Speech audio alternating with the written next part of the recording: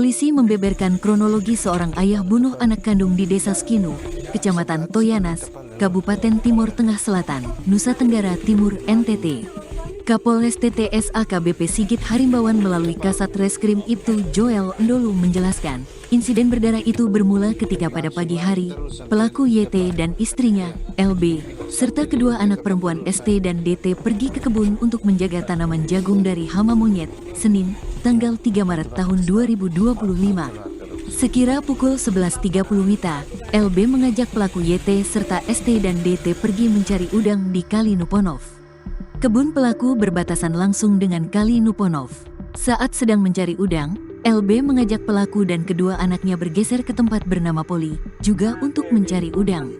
Ajakan LB lantas memantik emosi suaminya.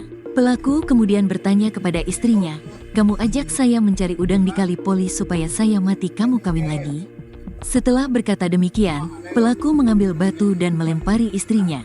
LB berteriak agar anak mereka ST dan DT melarikan diri dari Kali Nuponov.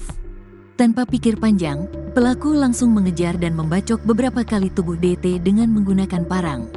Selanjutnya, YT mengejar dan membacok ST beberapa kali. Melihat pelaku semakin beringas dan membabi buta, LB langsung kabur dari TKP dan melaporkan insiden tersebut kepada warga di Desa Skinu. Sebelumnya diberitakan, peristiwa tragis terjadi di Desa Skinu, Kecamatan Toyanas, Kabupaten TTS, NTT, Senin, tanggal 3 Maret tahun 2025. Seorang ayah berinisial YT tega membunuh dua orang anak kandungnya.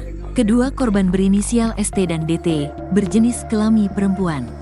YT menghabisi nyawa kedua anaknya di Kali Nuponov, Desa Skinu, Senin pukul 11.30 WITA.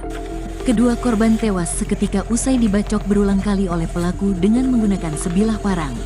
Informasi lain yang dihimpun pos tanda hubung kupang.com pada Selasa, 4/3, pelaku YT juga menganiaya istrinya berinisial NL menggunakan batu. Selain itu, YT juga membacok seorang warga lainnya pakai parang.